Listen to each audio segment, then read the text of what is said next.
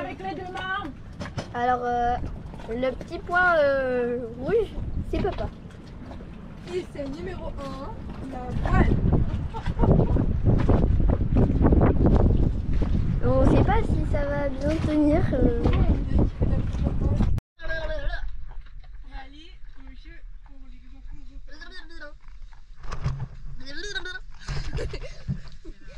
Et tu veux pas?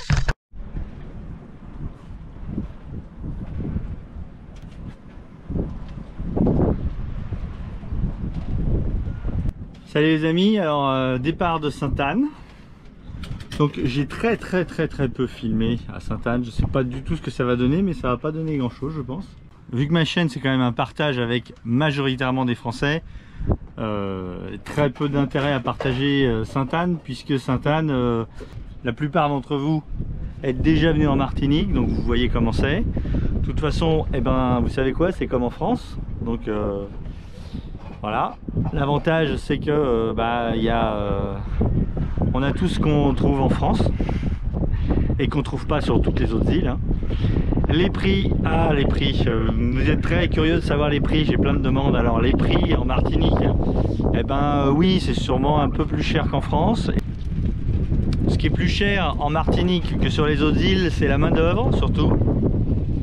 Et après il y a plein de bonnes raisons, hein, pourquoi c'est plus cher. Donc après moi j'ai pas eu besoin de main d'œuvre, donc vu que je fais tout moi-même, ça m'a pas du tout dérangé que la main d'œuvre soit plus chère. Moi j'ai pas trouvé que les denrées alimentaires étaient plus chères. Effectivement, tout ce qui est électronique, et matériel est plus cher qu'en France, mais pas plus. J'ai pas trouvé que c'était plus cher que sur les autres îles.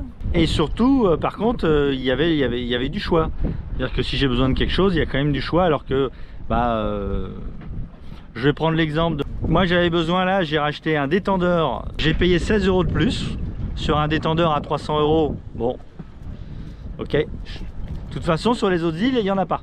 Voilà. J'avais besoin d'une boussole de plongée, je crois que c'est 29 ou 30 €. Là je l'ai payé 34 €. Alors que va trouver une boussole de plongée, toutes les îles qui sont pas françaises, enfin j'ai pas fait toutes les îles. Je suppose qu'il y a peut-être des super magasins de plongée qui sont cachés. En tout cas moi je les ai pas vus. Et je pense pas que c'est moins cher qu'ici, hein, voilà. C'est sûr que le matériel de bricolage, j'ai pas regardé le prix des parpaings, peut-être c'est un peu plus cher ici, c'est possible. Oui, c'est le fait d'être sur une île, tout est plus cher. Oui. Donc voilà, la Martinique, très jolie, hein, très jolie île. Après, moi je voyage pas pour, même si c'est très agréable, pour les îles françaises. C'est bien pour faire... c'est bien le confort des îles françaises pour faire l'avitaillement, mais il y a énormément de monde. Ça il y a beaucoup de bateaux qui bougent très peu ou qui restent là, et puis c'est une base de repli pour tous les bateaux qui grenouillent dans les Antilles, les îles françaises. Base de repli, non pas en cas de cyclone, mais base de repli pour faire les courses, pour se ravitailler, pour plein de choses. Donc il y a beaucoup de bateaux qui se retrouvent, et pour bricoler aussi. Donc il y a beaucoup de bateaux qui se retrouvent ici. Alors pareil, j'ai rencontré beaucoup de gens qui me suivaient ou qui me suivaient pas. En tout cas j'ai rencontré beaucoup de gens qui étaient en bateau ici, qui sont venus me voir. Je pense que j'ai pas pu passer, certains peut-être ont trouvé que j'avais pas passé assez de temps avec eux. En tout cas, j'ai pas pu inviter tout le monde sur le bateau. Donc je m'en excuse. On va repartir là, un peu plus loin en Martinique, en essayant de trouver un mouillage, j'espère, un peu moins chargé que Sainte-Anne, avec des plongées un peu plus facile à faire. Bien que Sainte-Anne là c'était sympa, il y avait des clubs de plongée en face qui remplissaient les bouteilles, c'était tout à fait correct, hein. C'était 5 € le remplissage de bloc, et en plus ils étaient et avec le sourire, et ça a pas de prix. Donc vous voyez, 5 € le remplissage de bloc à Sainte-Anne, 7 € à Bécoué. Alors qu'à Bécoué, c'est beaucoup moins riche. La qualité de l'eau à Sainte-Anne, est-ce que j'en parle? J'ai trouvé que c'était très chargé en particules. Alors n'allez pas me faire dire ce que j'ai pas dit, hein. C'est pas à cause de tous les bateaux qui sont derrière, hein. La qualité de l'eau elle est pas top parce qu'il y a la mangrove qui est devant là. Je suppose aussi qu'il y a les égouts de la ville qui doivent se jeter pas trop loin. Et je trouve qu'il y a beaucoup de particules, beaucoup de saloperies dans l'eau. Pour plonger, c'est pas formidable. J'espère que ça sera plus joli plus loin. Alors après, la plage là au bord de l'eau est magnifique, hein. Par contre, la plage est magnifique. Mais on voit qu'il y a plein de particules et tout est recouvert d'une espèce de poussière, les cailloux, tout. Donc, et ça, contrairement à ce qu'on peut penser, c'est pas tous les bateaux là. Parce que c'est pas assez. Je pense que c'est plus loin, toutes les résidences là, ça doit tout arriver dans l'eau là.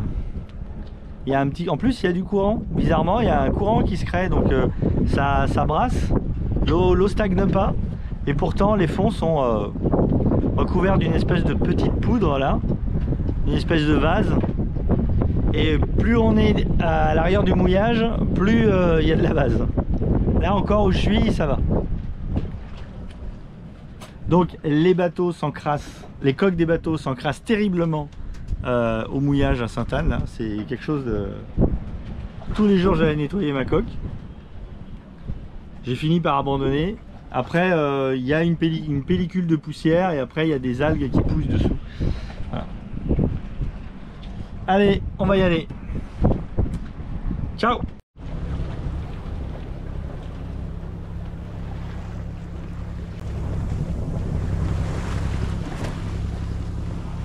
Donc on est en France, à côté de l'Anse d'Arlet, et voilà à quoi on peut s'attendre. Je sais pas si vous voyez les casiers là. Donc c'est des bouteilles d'eau transparentes, vides, qui sont accrochées par le goulot. Il y en a là-bas aussi.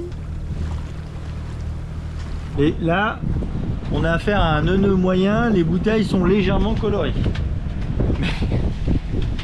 Et la plupart, tout à l'heure, il y avait des bouteilles transparentes. Ça fait vachement plaisir quand on avance au moteur et qu'il y a des casiers avec, qui sont signalés par des bouteilles en plastique qui sont juste accrochées par le goulot. Bon, déjà, vous pouvez être sûr que de temps en temps, il y a une bouteille qui part. Donc ça veut dire que ça fait des bouteilles en plastique qui dérivent dans la mer. Donc merci merci les pêcheurs, hein. Génial. Toi tu fais gaffe à rien mettre dans l'eau et l'autre il vide la pêche. C'est sa vie, c'est à dire que pour se nourrir il utilise la pêche, donc il vide l'écosystème. C'est l'écosystème qui le fait vivre et il s'en fout, il met des bouteilles en plastique qui vont partir à la dérive.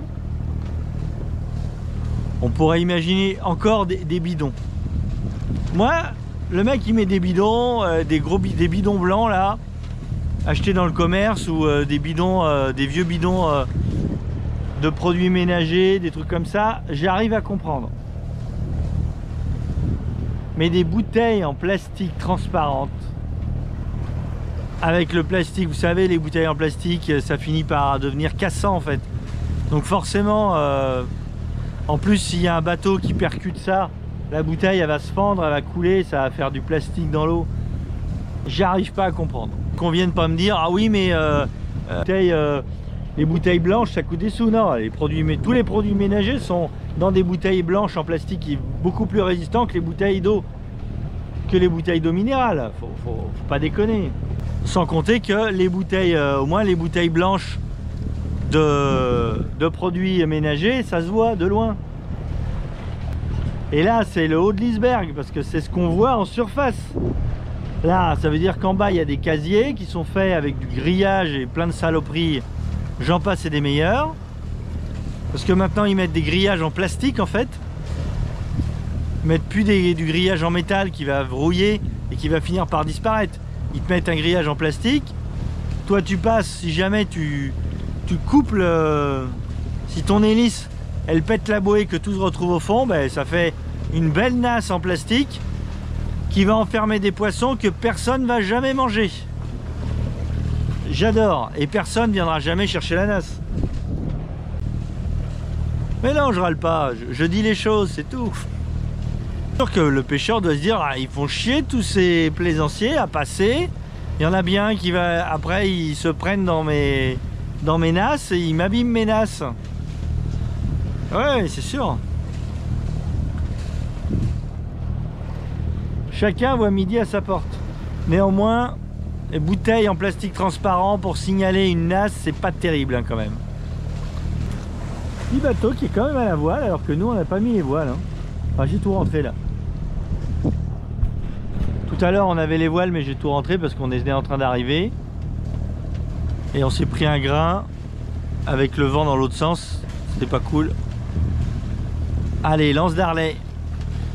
Alors moi j'espère pouvoir faire un peu de plongée bouteille à la pointe là. Ça sera joli. Alors on va pas exactement à Lance d'Arlet, on va à côté. C'est quoi, c'est Lance de quoi ça? On va à Lance Chaudière, à côté de Lance d'Arlet. Il doit y avoir des sources chaudes, non? Chaudière? Non? Ouais, en forme de chaudière, je sais pas. C'est quoi la forme de la chaudière? Bon. Visiblement je vois des bateaux à moteur de plongée là, à la pointe là. Ça a l'air sympa. Donc la question c'est, est-ce qu'on va pouvoir se mettre sur ancre? Ou ils vont nous casser les pieds à prendre des bouées? Et j'espère que c'est du sable. Bah, on va se mettre entre 5 et 10 mètres d'eau. 5 mètres d'eau ça serait bien. Allez, on va se mettre au sud. J'aimerais bien me mettre pas trop loin de l'endroit que je vise pour plonger quoi. Et là je vois un bateau à moteur qui est arrêté dans les rochers. Donc je pense que lui c'est un bateau de plongeur, ou en tout cas les plongeurs bouteilles qui ont dû partir là. C'est pas un bateau de plaisance donc forcément ça doit être des plongeurs. Donc